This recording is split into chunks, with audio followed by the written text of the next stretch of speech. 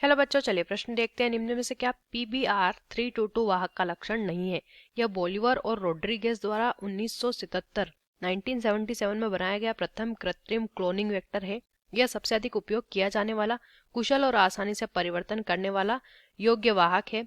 इसमें 2 एंटीबायोटिक प्रतिरोधी gene TETR AMPR होते हैं। इसमें SAL1 SAL1 के लिए रेस्ट्रिक्शन स्थल नहीं पाए जाते। आइए जानते हैं यहाँ पे हमारे प्रश्न की मुख्य अवधारणा। लिखेंगे यहाँ पे मुख्य अवधारणा। हमारे प्रश्न की मुख्य अवधारणा यहाँ पर संबंधित है, हमें बताना है PBr322 के बारे में। ये जो है ये एक वाहक है। सबसे पहले तो ये एक वाहक होता है, ये प्रश्न में दिया हुआ है हमें। देखिए ये एक कृत्रिम क्लोनिंग वाहक है, समझ लेते हैं इसके बारे में। ये एक कृत्रिम क्लोनिंग वाहक होता है। ये एक कृत्रिम क्लोनिंग वाहक होता है जिसे बोलिवर और रोड्रिगेज द्वारा 1977 में बनाया गया। हमें पहले विकल्प में ये दिया हुआ है। अब अगर बात करेंगे ये PBr322 इसका नाम क्यों है, तो इसमें जो P है वो ये दर्शाता है कि ये एक प्रकार का क्या है, प्लाज्मिड है। ये एक प्रकार का जो है प्लाज्मिड होता है, जिसे हम वाहक भी कहते हैं। ये P ये दर्शाता है। उसके बाद यहाँ पे ये जो BR लिखा हुआ है, ये BR दर्शाता है कि इसे वैज्ञानिक बोलिवर और रोड्रिगेज ने बनाया था।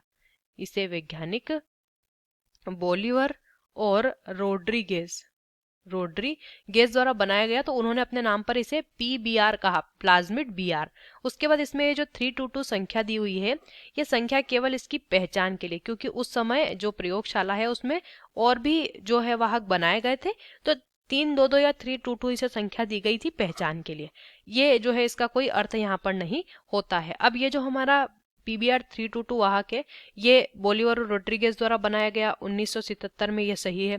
यह सबसे अधिक उपयोग किया जाने वाला, कुशल और आसानी से परिवर्तन करने योग्य वाहक है, ये भी इसके बारे में सही दिया हुआ है। इसमें 2 एंटीबायोटिक प्रतिरोधी जीन TETR और AMPR होते हैं, ये भी सही दिया है।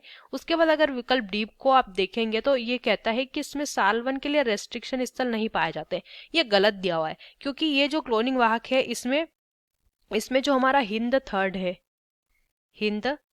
थर्ड है उसके लिए, कोराई के लिए इको R1 इसे कहते हैं, उसके लिए SAL1 के लिए SAL1 आदि सभी के लिए रेस्ट्रिक्शन स्थल पाए जाते हैं। यहाँ पे दिया है नहीं पाए जाते हैं, तो ये गलत होगा। बाकी सभी सही दिए हैं। एक इसका जो लक्षण नहीं है वो है विकल्प डी, बाकी सभी इसके लक्षण हैं। आशा करते हैं आपको इस प्रश्न का उत्तर समझ आया होगा। धन्यवाद।